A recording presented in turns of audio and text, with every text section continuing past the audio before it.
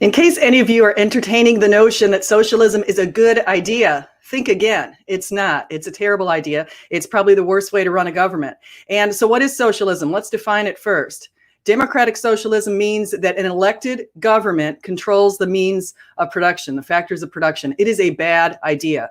Okay, we've got examples of when socialism has been enacted around the world. And so today I'm going to talk about some of these examples. I'm going to talk about Marxism and what Karl Marx actually believed. I'm going to talk about communism and how you can distinguish that from socialism. Communism says there's no private property. Okay, so imagine if you told people here in the United States that we're going to have a communist society, meaning that all private property is given up to the government. Now, they tried to do this, and they did succeed in China. Okay, in 1949, Mao Zedong came into power in China, and he decided to collectivize all of the farms and all of the land in China, and he set it up into these little quadrants, these little squares where people had to work in little communes in their quadrant, but they were supposed to, everybody's supposed to put into according to their ability and to each according to his needs. But it demotivated people because one of the basic fundamental human characteristics in all of us is we appreciate putting in hard work and receiving equitable pay for the amount of work that we put in. It's just a human way. So the reason that in China, this system started to fail and people started to starve and it ended up being really, really awful. And so what happened in China was there was a little group of people in one part of China. And a lot of this I'm getting from a couple of different books here. So I'm going to point out where I'm getting some of my info. Getting a lot from The Naked Communist. This is a really good book. I highly recommend. And I'm also getting a little bit here from The Case Against Socialism by Rand Paul. I've read books by Robert Reich, so it's not that I'm only looking at the case against against communism or against socialism. I've read Robert Reich's Super Capitalism, for example, and I've read some books from the left. But communism fails for a bunch of reasons. Now, let me go back to China. So what happened in China was there was a little collective group of people on one of these farms that was supposed to be shared, where everybody's supposed to put in a lot of hard work, and people are supposed to divvy up the outcomes accordingly. But what happened is one little group got together and they went against the rules, and they decided that they were going to each take a little portion of the land, and that would be their own portion of the land. And what they couldn't hide from the leaders and the government was the fact that they became very productive because they actually decided to do something that was more like a free market. Okay, and so that went back up to the top, and they started to loosen up a little bit some of the communist ideas in China and become a little bit more productive. And now, as you know, China's opened up to the West, and it's become very much more productive. However, just think about it. It's still not that good. Okay, there's 1.4 billion people living in China. They're not allowed to speak out against their government. If you got on Twitter and started making fun of President Xi, you would find yourself probably thrown in prison. In fact, China is so bad right now with respect to religious beliefs, is they have actually rounded up 1.8 million Uyghurs, and those are ethnic Muslims. They've rounded them up and they've put them into concentration camps for what they tell the West is re-education. Now, what's really going on is there are beatings. There is horrible treatment of these people. They're sterilizing the women because they don't want them carrying on and having more kids. And they're doing all sorts of other things. You hear screaming in there. There's a lot of reports on that. Now, President Biden actually had the nerve, and just imagine the nerve here. President Biden had the nerve to say that's just how their culture is. Okay, that's just how their culture is. They round up 1.8 million Uyghurs, throw them into concentration camps, and we're supposed to look the other way. President Biden has been trying to firm up our relationships with China, and Trump actually had it right with this. Trump realized that China is pretty much a terroristic type of place.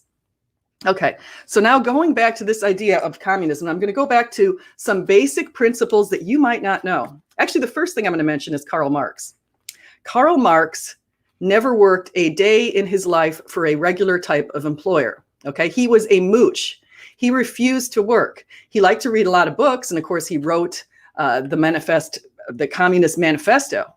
And his book was used by Lenin and used by Stalin and used by Khrushchev to turn formerly Tsarist Russia into communist USSR. Okay, so his book was used. And now going back to him, he was funded primarily by people like Friedrich Engels, who was a wealthy son of a production, an owner, and a capitalist. And Engels and Marx were both very much against God and very much against this idea of the man, the bourgeoisie.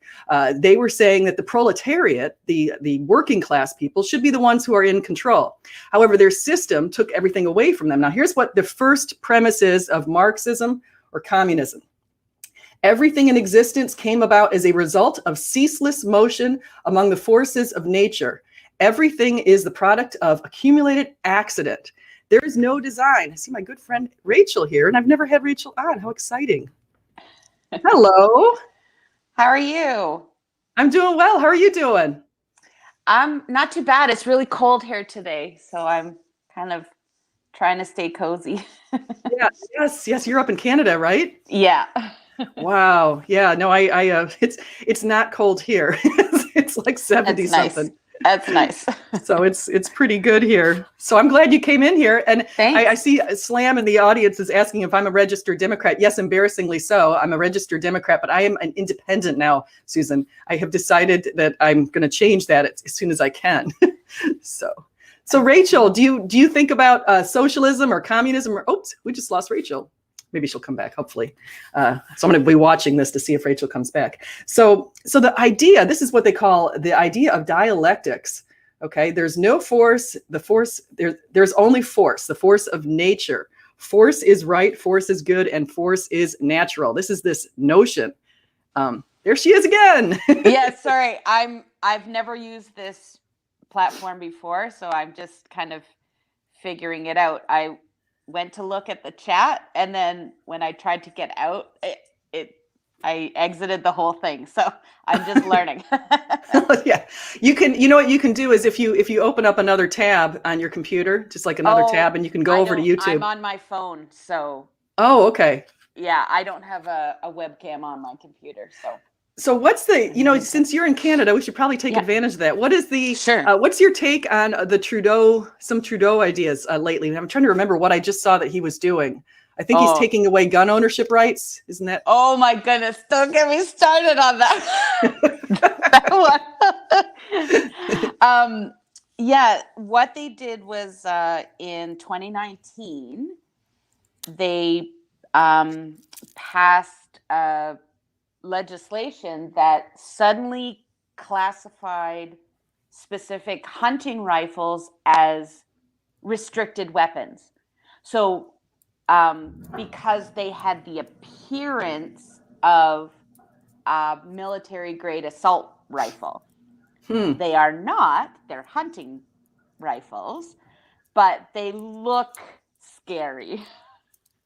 And so suddenly we have Canada, there's like hunting and fishing is a huge part of our culture, and not just hobbyists, but people support their families by hunting. Like they fill their freezers with deer and moose and elk, and like it's kind of a way of life, especially in rural Canada. Yeah. Most my husband and I own a farm. And now we don't have livestock, but most of our friends who own farms and have livestock have firearms to protect their livestock from the cougar and bobcat and coyote that prowl our region. Yeah. And then suddenly they find, oh no, I have a restricted, now my hunting rifle is considered restricted. I can't use it. I can't sell it. I can't transport it. And they're kind of stuck with this. Yeah. So it's just, wow. it's laws being made by people who live in a city, grew up in a city, and have no concept of what rural life is like and what's necessary to live in rural areas. Yeah, you're bringing up something really important because there is a distinction between the rural and the urban person. A lot of times in the United States, the more urbanites, like the New Yorkers, they tend to be Democrats, And people oftentimes in the country folk, like I'm a country folk, tend to be Republicans. And so one of the reasons why we have our electoral system was because we wanted to make sure everything's kind of operating as a republic. And because there are more people in cities than there are in the country, there actually are technically more Democrats than Republicans. And so this idea of the electoral college was supposed to spread things a little more evenly. Right. And so seems like that's where you're coming from too. If you have a farm, you must be out in the country. You're a country mouse. Very much a country mouse. I didn't grow up a country mouse. I grew up in cities. But yeah, so I've been a country mouse for the last 17 years. So I love it. I wouldn't go back. I would not go back to living in a city. I mean, technically I live in the country, but I'm honestly like a 5-minute drive from the nearest Tim Hortons. So I live in a small town. So although I live in the country, it's not like isolated country, where there are some communities in Canada that really are very isolated. Like you have to drive an hour to get to a grocery store. So anyway, yes, there is definitely that same divide in Canada between rural and urban in terms of where people fall on the voting spectrum.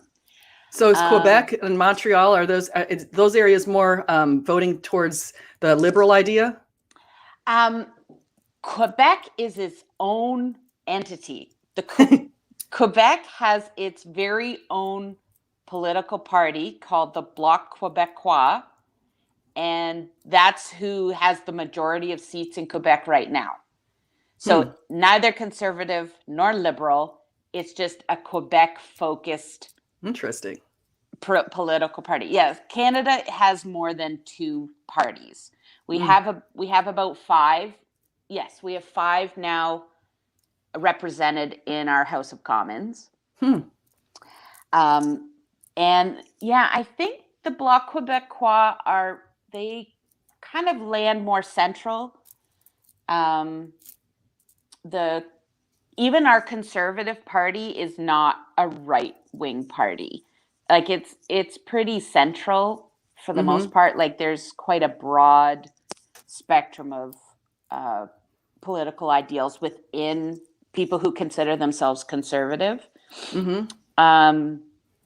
Yeah, we need actually here in the United States, I honestly think we need more than just Republicans and Democrats. And because I don't fall neatly into either of those packages.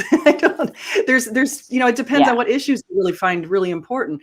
But what I do fall into is I'm going to mention a couple of things that Joe Biden has done since he got into office. And one is he's trying to that I think is disgusting. Like I think this idea that people aren't really going back and looking at Roe v. Wade and looking at the fact that the Supreme Court basically said that an unborn baby was not a person. They didn't confer person until 20 weeks. And so we have Joe Biden basically trying to seal the deal and make sure that people can't go back and change anything with respect to Roe v. Wade.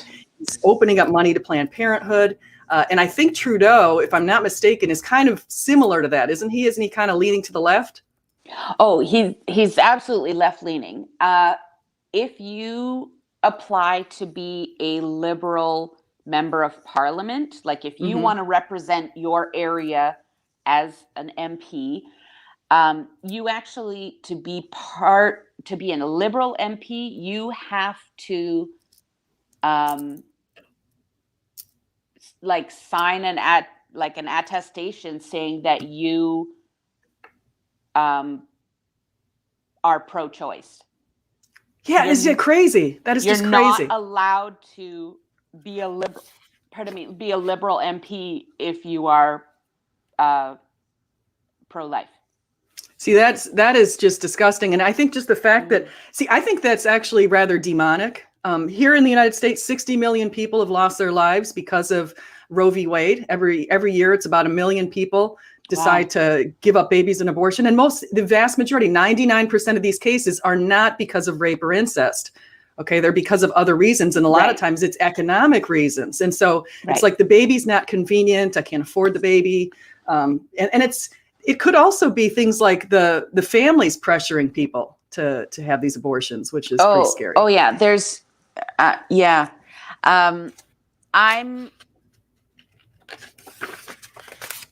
In Canada, things are a little bit different.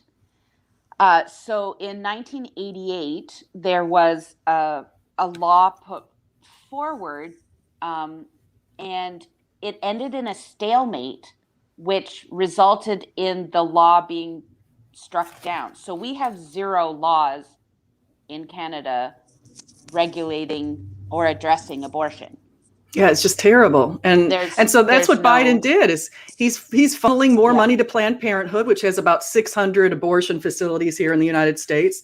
And they're the ones that are primarily giving these abortions. I want to read something here just from this little book. Communism writers likewise maintain that the Judaic-Christian code of ethics is class morality. By this, they mean that the 10 Commandments and ethics of Christianity were created to protect private property and property class.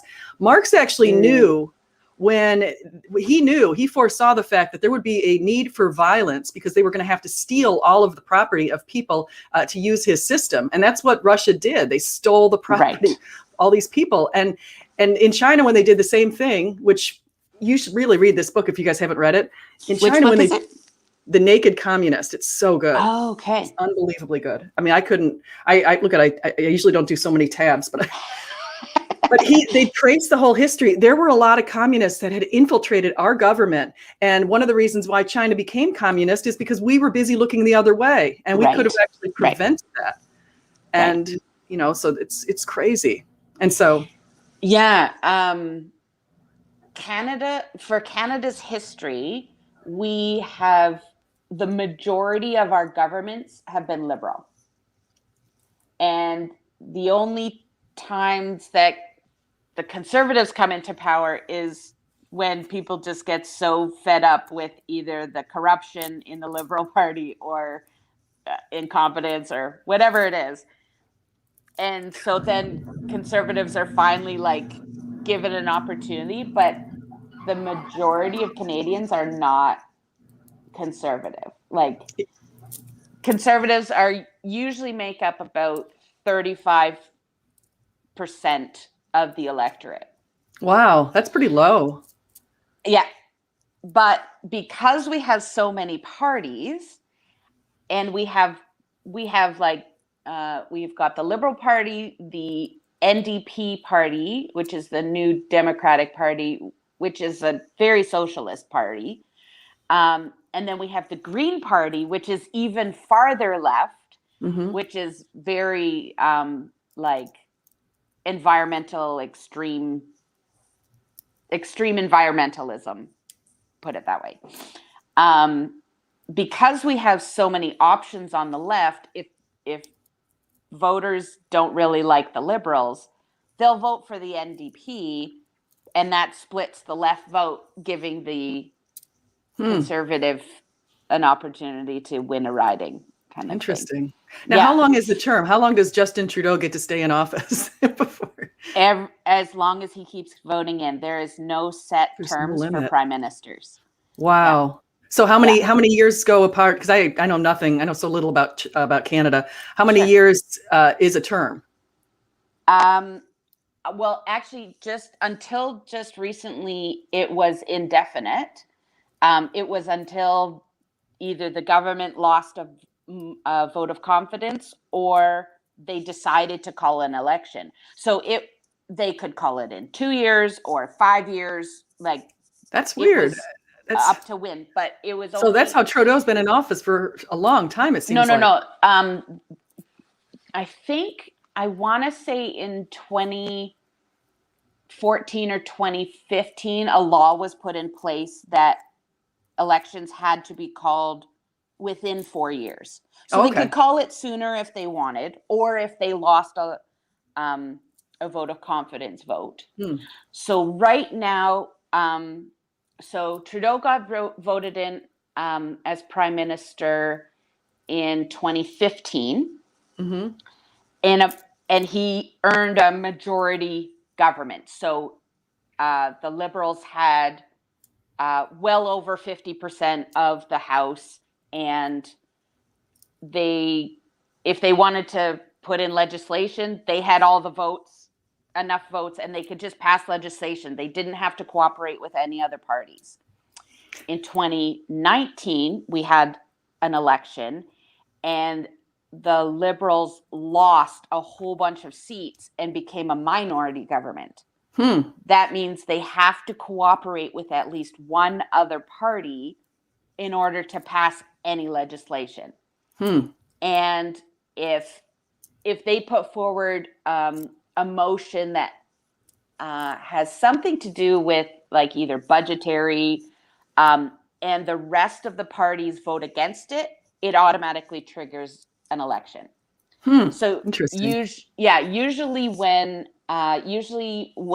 around this time of year, the government who's in place is supposed to table a budget, and then all the other parties, well, everyone votes on it to see whether it passes, and that's usually decides if it doesn't pass, that would trigger an election. Okay. The problem is they haven't tabled a budget in more than 2 years. Oh, wow. Yes. Wow. It's like, oh, so if you not... don't table a budget, you can't get voted out. Like I'm so frustrated right now with where things are going right now in our capital. So yeah, I don't blame you. I've got the chat here. It looks like they're talking still about the abortion issue. And so yeah, I've got this blaster master saying, you guys are pro-forced pregnancy. How he words that. No, we're anti-death. That's what we're. So do you think people should be forced to give up their organs? Into the abortion debate, because I think if I'm for promoting health and safety for women and children, and putting policies and things in place that give women real options when it comes to if they find themselves with an unplanned pregnancy. Because honestly, if a woman thinks abortion is her only choice, it's not really a choice. Like if abortion is her only option, is it really a choice then? See, I've changed my opinion on that quite a bit. I was pro-choice to the point where I drove a friend to an abortion clinic in my 20s. Right. She had to get an abortion, and she's never had any other kids. And I bet you, if I could talk to her now, I bet you she regrets having that abortion because now she doesn't have the child that she would have had. And it would have been a beautiful child. She's a beautiful woman, and it was unplanned pregnancy, like you said. But then I'm not going to legislate based on the 1%. Like, we're not supposed to legislate based on the exception. So I'm not including rape and incest, because I wouldn't be. Yes, that's Rachel Enns, Craig. Hey, Craig. Craig's in here. But I'm just saying the other percentage. I mean, I think that if we just show the women the ultrasound, I've heard that when some women go in, they'll ask them, "Are you going to abort the baby?" And they'll turn the ultrasound camera away. I think if you just showed them the ultrasound, I'll bet you a lot of women would change their minds. Well, yeah, the fact that doctors think, "Oh, I shouldn't show this woman all the scientific information available to her," I find completely misogynistic and paternalistic. Like, seriously, hello, a woman can't process scientific information about her own body and make an informed choice from that information. That just really irritates me. I even think the dehumanization, like referring to it as a clump of cells or that kind of thing. I have a degree in science, so I'm like, come on, let's go with the actual science. Like, not, I want to steer away from the emotional language. I want to steer away from the euphemisms, like what you said, the clump of cells euphemisms. And I would much rather say, okay, let's educate on what's actually there, how far, you can detect a heartbeat very, very early.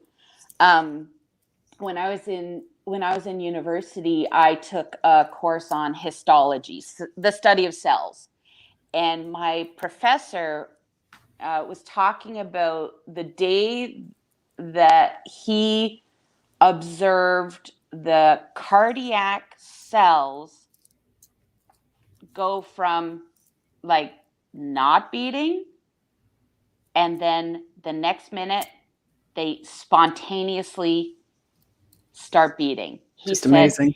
it profoundly, just him observing that phenomenon profoundly affected him. Hmm. He didn't tie it to the abortion debate at all, but he was just in awe of the amazing Yeah. way that cells function. Hmm. And so from his own, like, you could really tell from how he was describing like the what's going on mechanically, you could tell that there was something more profound to it than just the mechanics of it. I'd say So something divine. yes, you and I would, but like not everyone's a Christian, and so they'll approach it from a different worldview or whatever. But it was still, I found it fascinating to see how profoundly he was affected by observing that Yeah, that's process. wonderful. It is, and So let's it go. happens really See, early. I'd like to see, yeah, because I've been pregnant 3 times. In the very first pregnancy, I did hear the heartbeat. I mean, I was able Yeah. to hear the heartbeat, and unfortunately, that little baby died in a miscarriage, which was Oh, traumatic for me. And that's why I was so appreciative when I got pregnant the next 2 times and had 2 boys, and yeah. because I really, really appreciated just having a baby. But I want to go back to capitalism just a little Oh, bit. yeah, yeah. I mean, People, isn't oh no, that the because it's in the isn't the it's in topic the of chat. the? They're talking about abortions and Yeah, I about, know. but anyway, I want to just mention something that just before I forget. Sure. If you go back, you guys, if you go back and you look at history and you look at how kingdoms were operating and fiefdoms were operating, and how a lot of times you had very powerful groups and you had all these little serfs who were on the land, and they were basically tending the land in payment from the lords to take care of them and that kind of thing. Very similar to kind of a communist idea where you've got this one huge party in power, and in the USSR it was forcibly in power. But then right around 1800, we started going, Adam Smith came out in 17, I think it was 1776, with this Wealth of Nations. And we had some other Okay. really big thinkers talk about this idea of free markets. And it all opened up, and you see a world where the average person was living on the equivalents of about $1 a day, go to what it is right now. It's systematically been able to get rid of tons of poverty. Free markets have been really good for us. Yeah. And so the people who are advocating socialism, and like AOC, have you heard of any of her things, like with the Green New Deal? Oh, yeah. Yes. She's cray cray. I mean, this woman thinks that we should spend $93 trillion over the next 10 years, and that she wants to rebuild all of the buildings in the United States and eventually get rid of airfare. Yeah, I don't have much time for those things. No, it's crazy. It is. I will say, in general, free markets are beneficial. Mm-hmm. Where things are not good is where capitalism gets exploitive. Mm-hmm. And I think, because I don't think either system, communism or capitalism, in their most extreme forms, always goes bad. Because communism to me, is definitely deadly. 120 million people last century can attest. Yeah. So,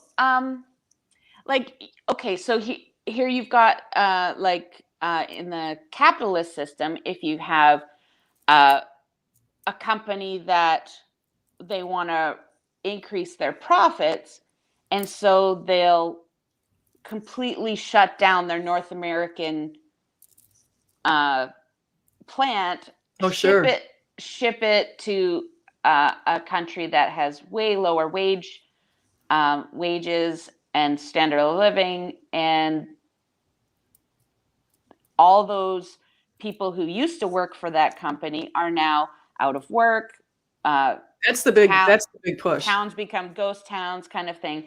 That kind of capitalism, where there's little regard for the employee force, there's little regard for environmental safeties. I think that is where proponents of capitalism need to be careful. Yeah, let's put some numbers on this because I want to throw some Yeah. numbers out.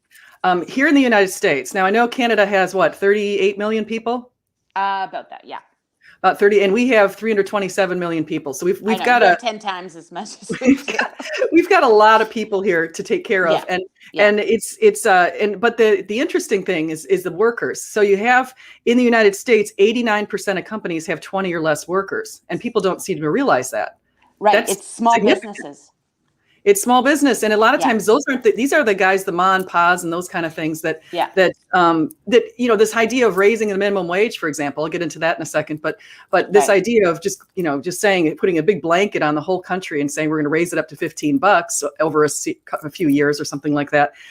That's a problem because you've got some places where it's all these little businesses. However, I do need to point out 57% of the workers are working for bigger businesses, over 500 workers.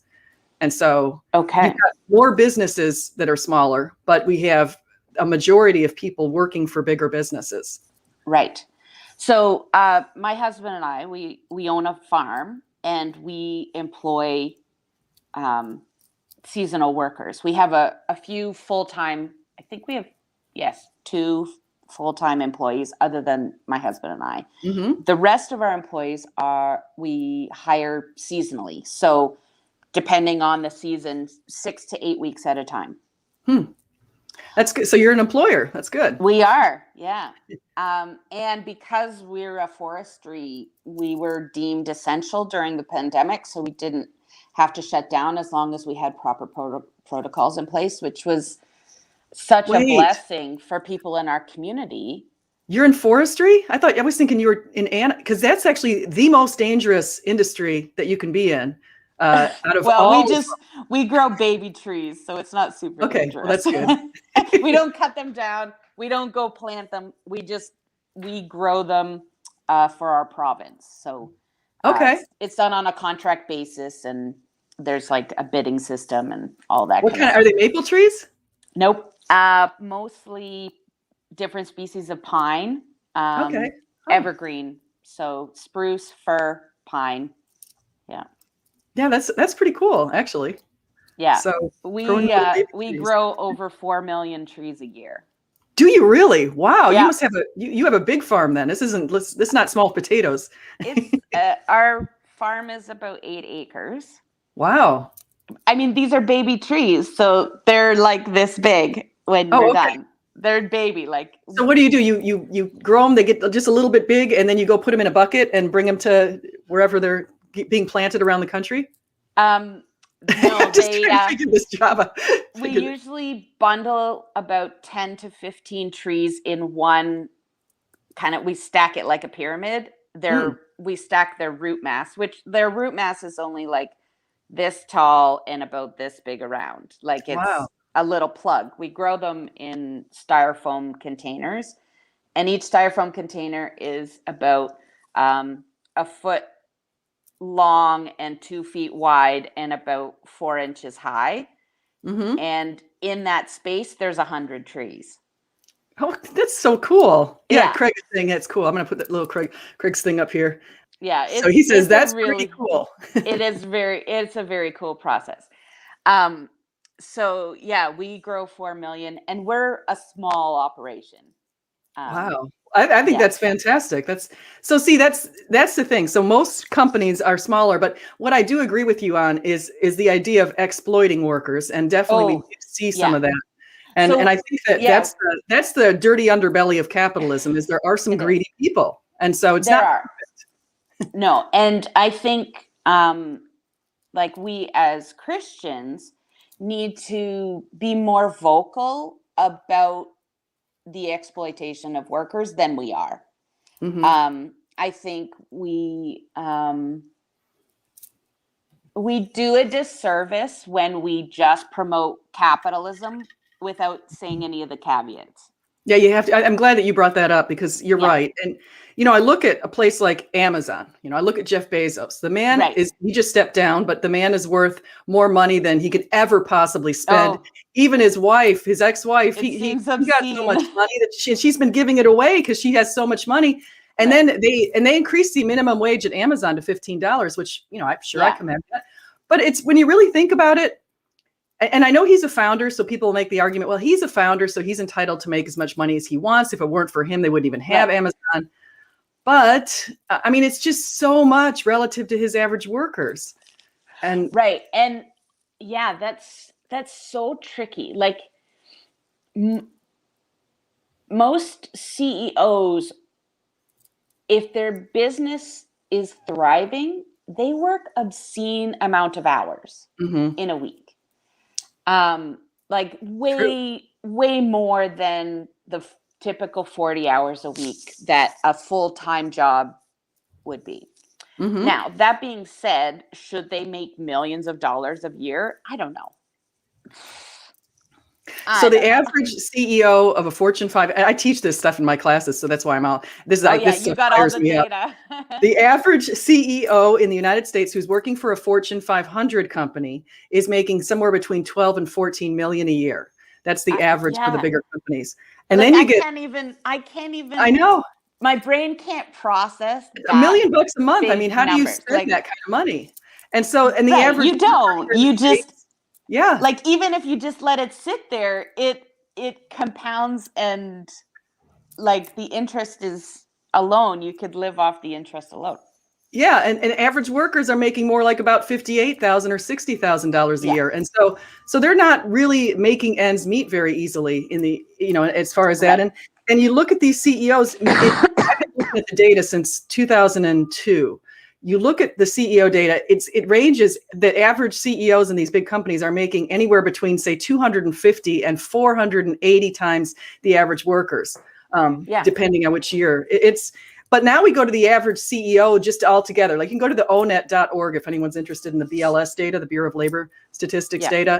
And the average CEO is only really making about $170,000 a year. So if you take all the CEOs, because we're including all of these other companies, the smaller companies. Right. And a lot of times those CEOs, I mean, we do have examples of exceptions like Tony Hsieh. Who's that? Tony Hsieh is he was a billionaire who made money off of selling his company, his tech company, to somebody. And so he had all this money and he went to work as a CEO of Zappos. And he only made $36,000 a year. He sat in a cubicle in the middle. He created this whole thing on delivering happiness. He was totally awesome. In fact, I used him in my class all the time. I talked about him all the time. And unfortunately, he passed away in November at a house fire. But let me just say real quick, Jim Benton, thank you for your generosity. He did a super chat. He says, where capitalism and socialism, communism differ is the breakdown is where we place trust. Who regulates our evil, the individual or the government? I think that's great. That's the governments don't have they don't have, like if you form a small business, there's a very good chance you're going to go out of business. Because if you like the chance of success. Yeah. But if you're a government, you're not motivated necessarily by whether or not you're efficient. So, so that's an issue. Yeah. That's very true, Jim. If a business wants to be successful, it needs to think of its workers as as one of its assets. And I think if you treat people, if you value people, and that is part of your business culture, like in your business, I think you have a much better chance of surviving and thriving if you treat your people not as cogs in a wheel, but as I totally agree. Like a valuable investment part of your business. So the way my husband and I do it, our focus isn't the bottom line. Our focus is how does our business facilitate employment in our area? How does our business how we treat our workers is like huge part of the culture that we built in our business. That's great. We we want to be able to, we only like employ people for 6 to 8 weeks at a time, but in that time period we want to see what are we putting into these people's lives that helps them in their next job, Mm-hmm.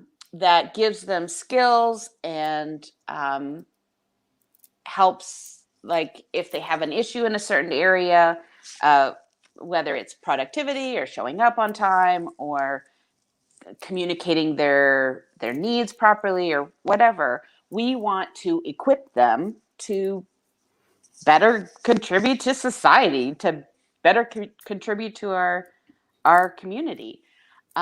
We have a huge number of people who come back year after year. Do you have a written mission and a written vision or anything like that set out yet? Oh, With only two, you might not. I'm sure there's something on our website. Oh, you have a website. Okay. Oh yeah. Yeah, because that's the thing. See, one of the things that Tony Hsieh did, and I'm actually going to teach I'm teaching these, we do this executive education, and so I'm teaching this thing on power and influence, but I was going to talk about his company. One of the things that he did is he had this whole model of delivering happiness. And he wrote a book on delivering happiness, and he created these goals that he wanted all of his employees who get hired there to follow. And a lot of them is, be fun, take care of the customers, just really good kind of goals. And he also took really good care of them.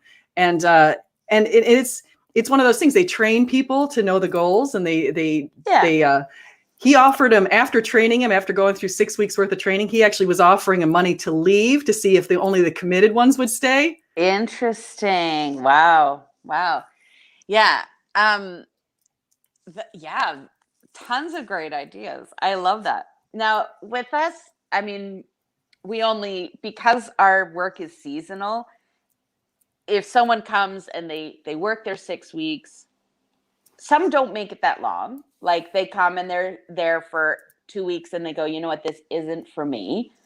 And then we say, well, thanks for working and hope you find something that does fit, kind of thing. And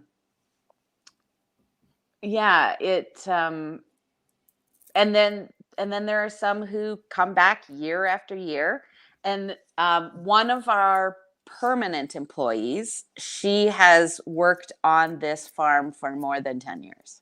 Wow. So let me ask you this. She started off as a seasonal worker, and she just learned on the job, and then she became a supervisor, and now she's our employee relations person.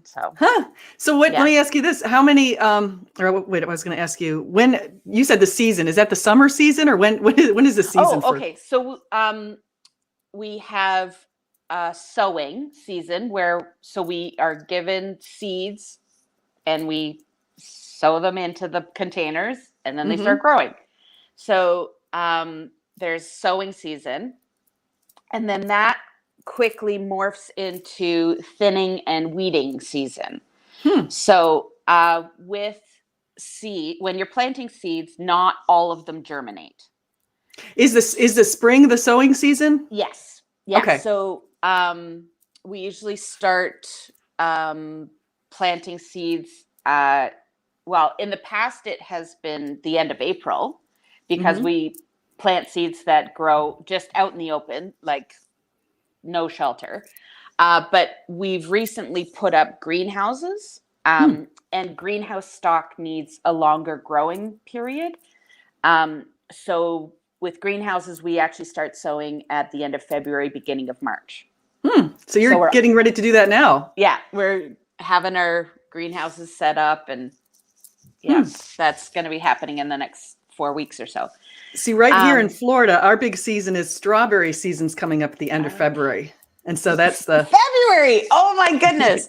Yeah. Strawberry season here we're the sunny Okanagan, but our strawberry season isn't till the end of June. Okay. And if it's been a cool spring, it might even be mid-July, depending on. Yeah. Yeah. Our blueberry season is May, and our strawberry season is, and it's funny because we have all these strawberry festivals and all this stuff going on right now, and the strawberries are really cheap at the store right now. So I can go and get these two big, huge flats. I'm so jealous. Like for $10, I can, and we go pick them too. We get them shipped up from California.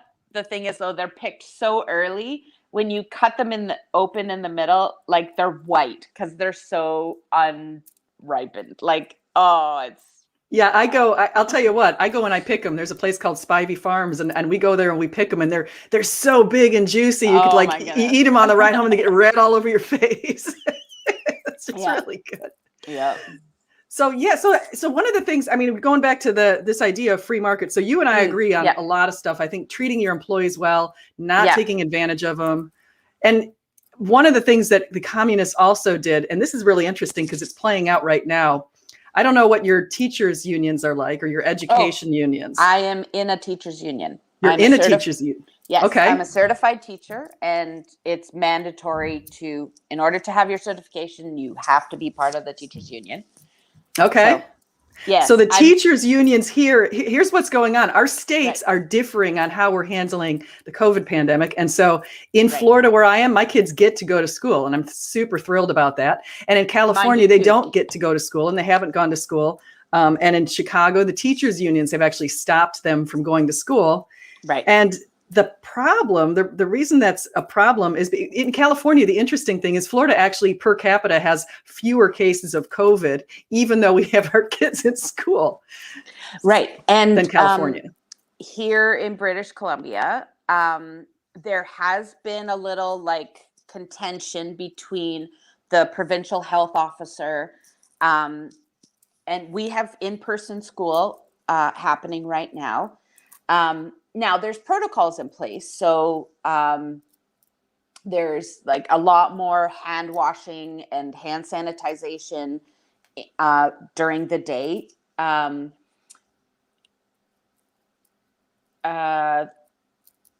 If an elementary school has kindergarten to grade 6, they'll kind of separate. There isn't mixing between grades, so they've kind of sectioned them into cohorts, and so the grade 5s and 6s and 6s, that group, that's a cohort, so they can interact, have joint classes, but they can't do a combined choir class, say with the grade 3s or whatever. So there's restriction within the movement within a school. All parents have to wear masks in school. Substitute teachers have to wear masks. What about the kids? Do they have to wear them? Not in elementary, but in high school. In high school, they do.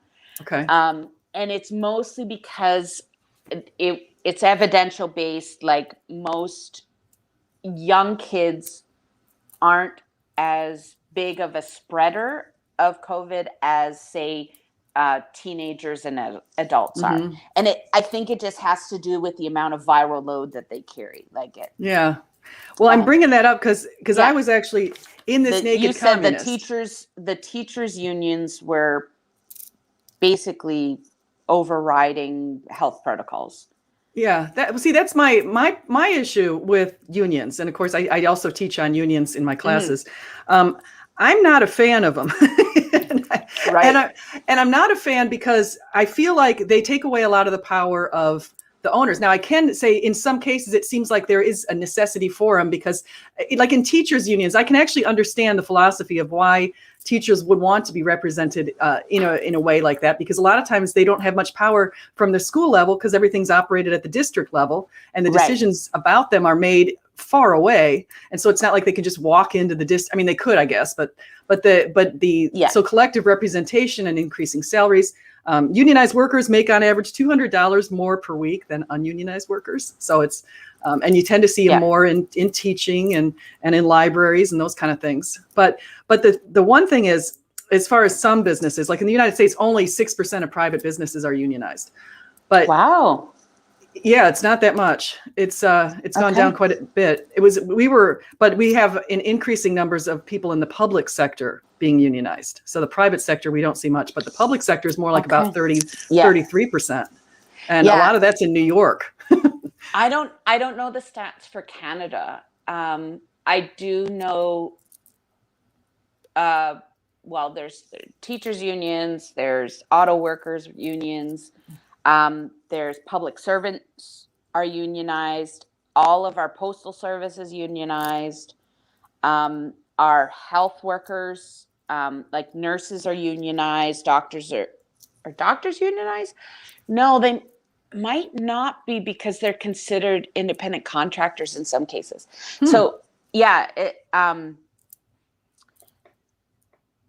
it's really, I see pros and cons in it. Like, I'm kind of in the middle. Like, yes, I'm part of a union. Do I like being part of a union? Not all the time, because there's a lot of times where my union does things that I'm opposed to. Now, I still get a vote, like as a member of the union, I still get to vote, but I'm kind of in the minority, because that's most unionized workforces tend to lean left. Like, most teachers vote Liberal or NDP or Green. Most nurses vote NDP or Liberal. It's a communist. I mean, communists like unions.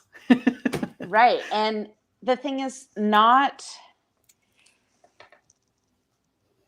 there's times when unions get off track and they get they're less focused on their workers, benefiting their workers, and they're more interested in politics and lobbying. And that's where I think they go off track. Yeah. I agree with you. I think there is some room for making sure workers are being treated fairly and equitably.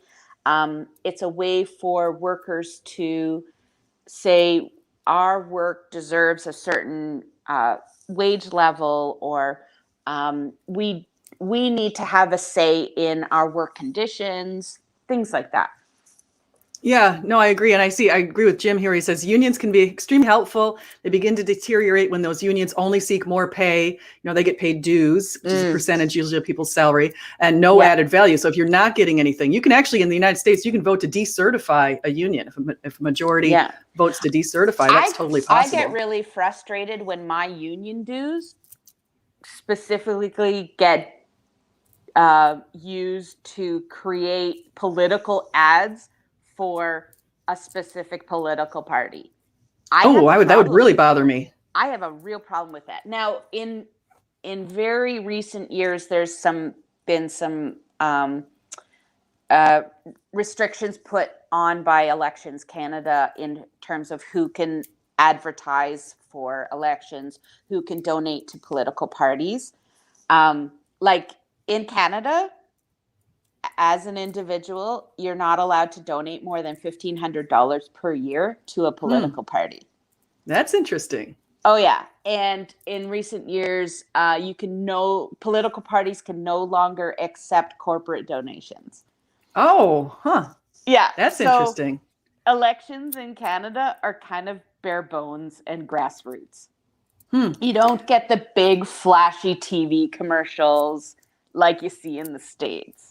Yeah, no, it's so annoying, especially because I'm in a swing state. So they have we have so many commercials, and it's just like either side, it just starts grating on your nerves after a while. Yeah, it's like, I'm President Biden, or I'm Joe Biden, and I approve this message. It's like, go away. Yeah, and okay, so kind of to steer back to the communism versus capitalism, Canada is a little bit socialist. Like, yeah, it is, because you have collective medicine, universal health care. Yeah, and I'm alive because of that. Well, that's like, something I've actually always been a fan of universal health care. Okay, so here's the deal. There's not a single country that can operate with pure socialism or pure capitalism. Every country, we've got a police force, firefighters. We pay our taxes that goes to the K through 12 public schools, and so there are a little teeny bit of socialism, but it's about 20% of production is owned by, in some way, or managed by the government. The AOC plan and Venezuela's plan actually is more like 30 to 40%, that's what would be happening under that plan, which wouldn't work. So you like your healthcare system? I really can you explain it a little appreciate bit? How does it work? Because does it take a long time? Like the big argument against universal health care is that it's going to, it'll take money away from the doctors and the hospitals and things like that. And people don't tend to mind that if they're not a doctor working for a hospital. But it also, the big argument is that they say that they don't get as good of health care, and you have to wait long times before you can go get elective surgeries and that sort of thing. And so is that fair? I am currently on a wait list to see 2 different specialists. And my GP put one of the referrals in back in September. It's February? I still have not received a call to even have my initial appointment with that specialist. She also referred me to a second specialist in the beginning of December. And at the end of January, so it had been 2 months since my referral went in, I called up that specialist and asked just a ballpark figure of when I can expect to have my first initial appointment with them. And the response was, "Oh, you haven't even been triaged yet. It will be at least 3 months before you're triaged. And then whenever the next opening, which could be another 6 months after that, depending on how full they're booked." That part's not so great, but right. I know that it doesn't cost you. I mean, it comes out of your taxes, I would imagine, right? Yes. Is that how they fund it? Yes, it's funded from. So we have much higher income taxes here, much higher. Like everything is taxed higher. And my son, though, he tore his ACL in his knee playing soccer. And because we went to the emergency room that day, he had exploratory surgery that night because he went through the emergency room. So there's kind of, depending on how you access the healthcare system, determines how quickly you get treated sometimes. So that's the interesting thing. Yeah, if you're sick enough to warrant an emergency room visit, you often get what you need very quickly. So that's let me just mention something really quickly, because I did want to bring this up. In a lot of the Nordic countries, Bernie Sanders has claimed that Denmark's is a socialist country, and but these Nordic countries say themselves, even the Danish prime minister said himself, "No, I'm sorry, we're free markets," and all this stuff. Yeah. But the difference is, in those countries like Denmark and Sweden, they have a 25% value added tax, and they also have very high income taxes on even low incomes. So it's like 60% on $60,000. So what's a ballpark? Like if you're making say about 60,000, what would you say the tax rate would be approximately? Oh, I have no idea. I want to say it's 25 or 30%, but don't quote me on that. Oh, that's not that high. That's not. Yeah, so we have we have tax brackets, so if you make under 35,000 a year, you pay zero income tax. If you're between 36,000 and say 60 or 70,000, you pay 15%. If you're above 70,000 to, I think it's 125,000, I want to say it's 25%, and above 125,000, it's a higher rate again. Yeah, ours is like that too. Kind of a sliding schedule. I know that I don't know exactly what the schedule is, but I can say we're definitely like that. But going back to these other countries, I mean, 60% on $60,000, that would kill me. Jesse Camping is saying it's 30% on $60,000. He's also in Canada. Yeah.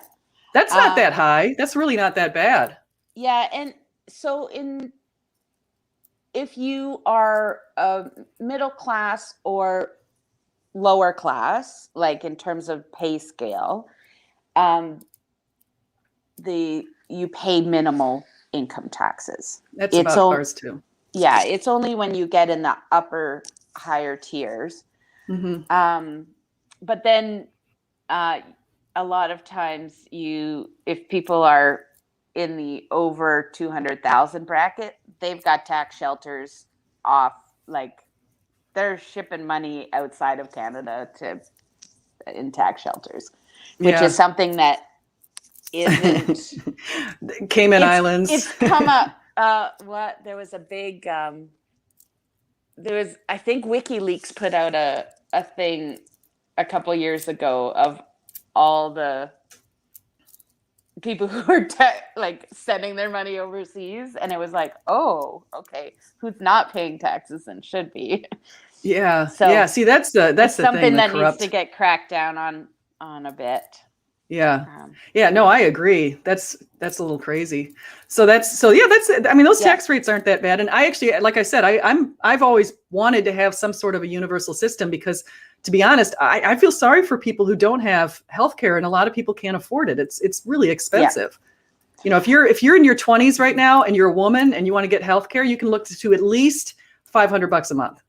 Because they expect that you'll get pregnant. And if you're my parents, right before they turned 65 and were able to collect Medicare, because everybody gets universal health care once you turn 65 here. So as soon as they turned 65, they got it. And I think a lot of states have programs for kids who are under 18 as well. There's some Medicaid and things like that for people who have. I know my siblings live in the Carolinas, and I know that they had to use specific doctors, or had to go to specific clinics. But if they did, then all their immunizations were covered, all their doctor's visits. And I have rough and tumble nephews who like have a lot of bumps and bruises from sports injuries, and their doctor's visits were covered.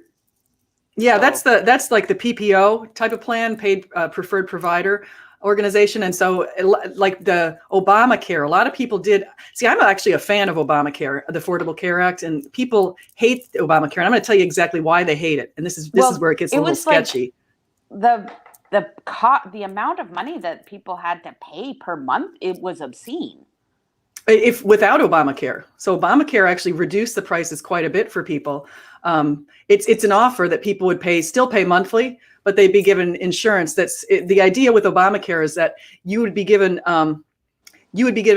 insurance, but you're going to pay a much lower rate than if you had regular private insurance, because it's a gigantic group of people. So they're getting group rates in Obamacare. And the idea is that the healthy people would also buy it. So you'd spread out some of the costs over the healthy people. But here's the reason why, and this is what very wealthy people do not want you to know. They changed Medicare tax with Obamacare, and this is what the rich people don't like. So the way it works is we pay 6.2% of our paycheck, no matter up to a certain cap in the United States. It's about $137,000. We pay 6.2% for all the money we make up to about $137,000, and that cap gets raised every year a little bit, and for Social Security, and then we pay 1.45% to Medicare. Okay, and that's no cap. Okay, so here's where the rich people don't like this. Obama changed it. It used to always be 1.45%, but he said, okay, if you're a single person making over 200, or you're wealthy making over 250. A couple making over 250, every bit over that amount, you're going to pay 1.9% on instead of 1.45. And so that's why the rich people are so against it. It's always, if people are against stuff, you just have to look into their wallet and see why. Wow. Yeah. And it's really interesting to me. So, the cost of, say you break your arm, you have to go to the emergency, you need an x-ray and a cast. The cost to do that in the States is way higher. Oh, it's ridiculous. Than the cost to do that in Canada. Hmm. And so to me, it's like, well, I don't know that a completely free market way of doing things in health is a good model, because then it's based on a profit model instead of a care model. Yeah, I can see your point on that for sure. And definitely in the United States, it's obnoxious, the prices in the hospitals. I Oh, mean, just to get an I know. aspirin, they charge you $5. It's I it's know. This totally is ridiculous. ridiculous. And it's like you said, it's privately Yeah. run for profit models, and that can be a Yes. big problem. So we have to see, to even get to a system like that, we have to fix so much about our government. The government actually negotiates the prices in Canada, probably. I'm sure they negotiate the prices in some of the other countries I actually have benchmarked. Yeah. I don't know enough about it. But not everything is covered. So if I have to call an ambulance, I have to pay for that out of pocket. Mm. And it's depending on what province you live in, or whether it's rural, or how long the trip from where you got picked up to the hospital. It varies, but Hmm. in my own experience, I had to pay $200 for a 10-minute ambulance ride. Now, That's actually pretty they good were deal. making sure I wasn't dying, which was I good. Yeah, I remember in 1989, I had to pay $600 for a 10-minute ambulance ride that I needed. Yeah. So, Yeah. So, yeah. And okay. So dental isn't covered. Eyeglasses isn't covered. And depending on because health is governed provincially as opposed to federally, um, depending on what province you live in, different procedures are considered necessary or elective. Like hmm. in Ontario, so that's where our capital is, like Ottawa, and our big population center of Toronto. And in Ontario, if you have varicose veins and you need them removed because they're causing pain or problems, that is covered by the provincial healthcare. You don't have to pay out of pocket. But here in British Columbia, you do. It's considered cosmetic surgery, even Hmm. if it's impacting your health and well-being. It's still considered cosmetic. See, that is where another one of the rubs is this idea of the government having more control and determining what is and what is not cosmetic. Right. And Jim Benton Yeah. says, how do we reconcile subsidies and high level of regulations? It seems to me there's a negative feedback increasing prices. And that's true. A lot of times when you have a lot of regulations, there ends up being higher prices to pay for that, to be able to be in compliance with the regulations. Right. One detractor in Canada is in pharmacology. So we do not have access to some of the more new cutting edge drugs available for hard to treat things like cancer. Mm-hmm. Because, well, one, our population base is 10% of the US. It's not profitable for certain drugs to be sold in Canada. There just isn't the same demand as there is in the States. Hmm. And so I don't know. I think we have more Canadians who die unnecessarily because they don't have access to the same cutting edge either technology or drugs that are available in the States. Yeah, see, that's a real, and it just reminded Yeah. me, I've just thought of the Keystone Pipeline. I know that's not the same topic, but what do you think about, because here's what Joe Biden did when he got into office. I He know. He immediately tried canceled to the repeal dang thing. I'm about mad. everything. I'm so mad about it. I am really mad about it too, Yeah. because I looked at there. This is in Canada, where a lot of these people had been working all of this time in this little town I saw, and the whole town just got sort of Yeah. disrupted. Yeah. Now they're all out of a job. Yeah, it's and the thing is, it's not.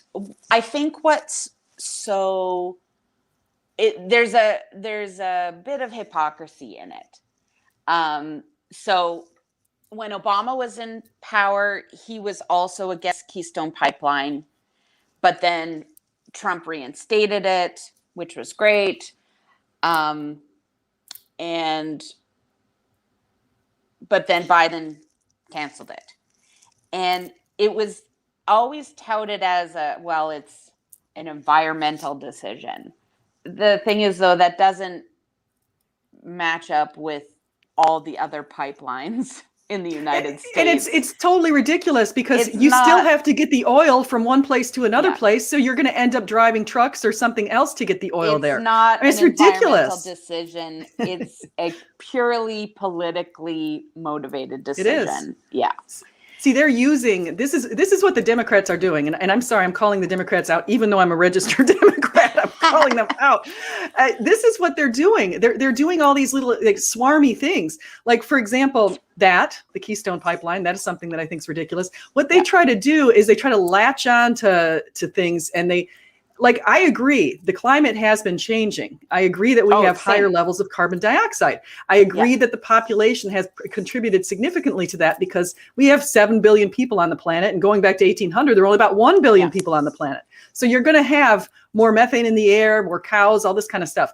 But, and here's the but the Democrats are trying to latch on to that, to throw together ideas that their big government's going to be operating like the Green New Deal with this lunatic over there. Two lunatics, Bernie Sanders and AOC. I mean, just go away, people. So that's what I think. Canada has one of the most ethical hydrocarbon productions in the world, in terms of carbon capture technology, getting to zero emissions, and that isn't talked about enough, and it should be. And I know the Conservative Party in Canada wants to promote technology that reduces carbon footprint, but still is no, we can still use hydrocarbons. We just have to use them smart, be smart about it. And because the world isn't being able to use fossil fuels is pulling people out of poverty. It's what's making huge improvements in countries across the world, in terms of bringing their populations out of poverty. And I think we do a disservice if we want to say, oh, let's just eliminate hydrocarbons. No, let's be smart about it. Let's steward the resource properly. And I think you don't have to sacrifice the environment in order to utilize hydrocarbons. I absolutely think there's a way forward that addresses issues of climate change and keeps utilizing what's there. Well, I mean, even I don't know if you've heard about what's going on in Texas right now, but they have windmills. They have a certain portion of their electric grid is run by windmills, and the windmills have frozen because it's so cold there. And they see, that's the thing. It's just like New Orleans. Okay, when Hurricane Katrina hit New Orleans, they knew that if they got hit by the big one, that their flooding system they'd end up flooding. It would fail. Yeah. In Texas, I mean, people plan this. I am guaranteed that there's going to be a hurricane at some point that's going to hit here in Tampa, Florida. I just know it. You plan for that. Our school crisis planners plan for that. But these idiots running government, in some cases, it's what are you doing? You have to think that they could freeze at some point, or it could, I have to think Florida might do that. It's about building resiliency and contingency plans. I'm a huge proponent of nuclear power. Now, more modern, what's the word? Systems. I'm not talking about using like the systems that were in place where Chernobyl failed and the one in Japan failed. But nuclear technology has come a long, long way. And in places where it's cold 6 months of the year, I think that's a great way to, because it's like zero emissions, zero carbon emissions. It's a way for small rural communities to get off like the heating oil or whatever they happen to be using and still have heat and power in the worst times of the year. I just want to really, I've got people definitely disagreeing with what I said. I didn't mean to imply that the windmills are the major portion. I just had noticed that the windmills were frozen, but a couple of people have corrected me on that just to make sure I realize. So it says here, Da Vinci lives in Texas, and Da Vinci says the turbines only produce about 10 to 20% of the power. People are falsely blaming the turbines. Okay, so I don't want to falsely blame the turbines. Yeah. I know, but they are contributing to a portion, a small portion, it looks like. Right. So. Yeah, and to me that they're unreliable in other ways. Like, I don't think we could rely 100% on solar or wind or geothermal power in Canada. I think we need to have a broad spectrum of options available. Canada has, like, most of its power is from hydroelectric. Like, that's a clean source of power. I think in Canada, I think we only use coal like for 11% of our entire electricity in the entire country. Wow. It's been completely phased out in most provinces. I think it's just a little bit in Ontario and Quebec still use coal for electricity. That I don't even know what our percentages are. It's much higher in the States, which makes things like electric vehicles not necessarily environmentally friendly if the electricity is being produced by coal. And so I think where there are places in the U.S. where there is where coal is where you're getting your electricity from, that's where carbon capture technology can come in and make a big improvement. And the tech is there. We're using it here in Canada. We need to get our ideas out to market a little more. Yeah, no, I agree with you. We should probably get close to wrapping up. I'm thinking, because we're going on an hour and 15 minutes. And this has been fun. The one thing I didn't get into that I did want to just mention really quickly as on the USSR, this is what they were doing. They basically impoverished most of their country. They would take the production from farmers completely away and not let them allow to keep any of it. Right. Okay. And then Khrushchev was Stalin and Khrushchev were even worse than Lenin. But Khrushchev had this philosophy of how he was going to get into government. I just got to mention this because it's so slimy. I just can't even believe it. So Khrushchev was like, there were 5 people after Stalin went. There were 5 people who were sort of in line to possibly take over his role. So what Khrushchev did was he would pair with one of them and pretend like he's on their side. And then he'd have that one taken out. Then he'd convince that one to go after another one and say he was against that. And so that guy would take out the other one. And he had this whole thing where he was basically dishonest and lying and backstabbing everybody. And he actually killed off a whole bunch of people in the government. And then he decided he was going to turn on Ukraine because the Ukrainians were rebelling. And so he decided they just wouldn't feed them. They'll starve them to death. They actually consciously decided that. Yeah, it's awful. It's awful. Yeah, so we can kind of. So Rachel, I know you're on Twitter. And aren't you at Rachel Ends on Twitter? No, my handle is Mad About Paper. Oh, that's right. I like paper products. Oh, because you're producing trees. No, because I do crafting with paper. I made that handle like 10 years ago. I know I could change it, but I like it. So I like it. And now I know why you're mad about paper. I thought it I'm was not like angry about paper. It's but like mad as crazy in about it. the British sense. Yes. No, I like that. That's cool. So they can find you on Twitter at Mad About Paper. Do you have a website or anything else like that? No, I'm mostly on Twitter. Yeah. So. Okay, so you guys, please go over to Twitter if you're not on there, or if you're on there, go over there and follow Rachel. But don't I've been following harass you me. yeah, don't harass. Well, I actually as you know, I only have that private account on Twitter. I don't have I know. And I'll never have a public account on there again because I am so happy now with my private account.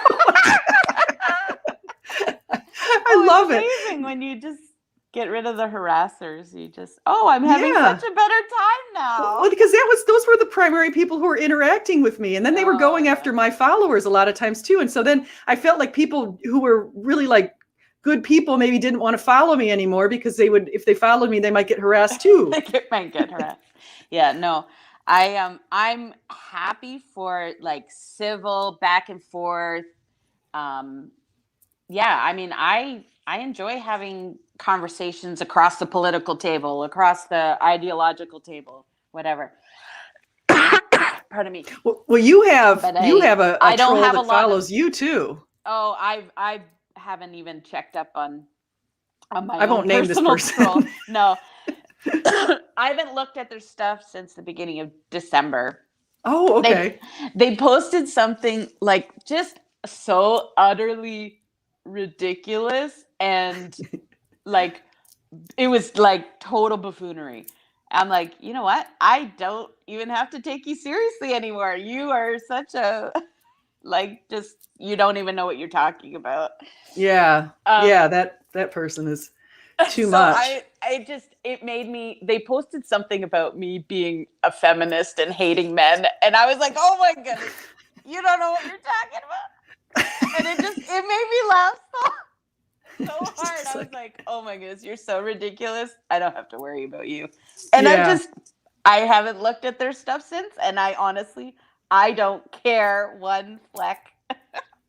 Yeah. And it's like, no, if I can't take you seriously, if you're not going to be civil or considerate, and have a decent back and forth, I don't have time for that. I lead a busy life. I don't have time to enter into stupid arguments. I agree. Well, it's my other thing. My big problem also was they would take something I said, and sometimes I didn't word things very well, and they would, and they would take it and try to reframe or say something that I didn't say or mean, and so I think that was. Yeah, and to me, those are the bad actors, the ones who purposely misconstrue what you've said. I would much rather, like, if someone is like, "Oh, it sounds like you're saying this," I would much rather the person ask questions for clarification, because that shows that, one, they're willing to give a benefit of the doubt.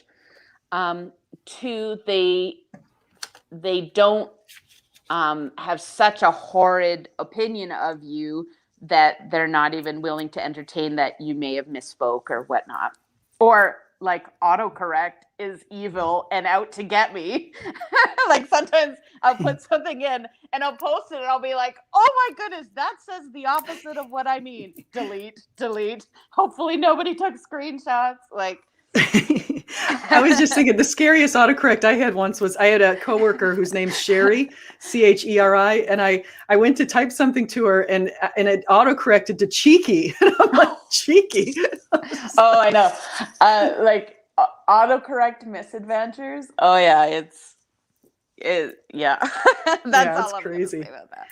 Well, you guys, I want to say thank you, everybody, for coming in here. Ronan, Dr. Nose, Da Vinci, Stripper Liquor, all the great people who've been in here, all the people who came in here before, like Craig and Jesse Camping. I see him too. Jim Benton. Thank you, all of you, for listening. Please like, subscribe, and do come again. And just remember, whether you eat, drink, or whatever you do it all in the glory of God. And so I really appreciate that you came in here today, Rachel, too. Oh, you're welcome. This was fun. I enjoyed our talk. Yeah, thank you. I'm going to go ahead and end the broadcast here. So take care. You too.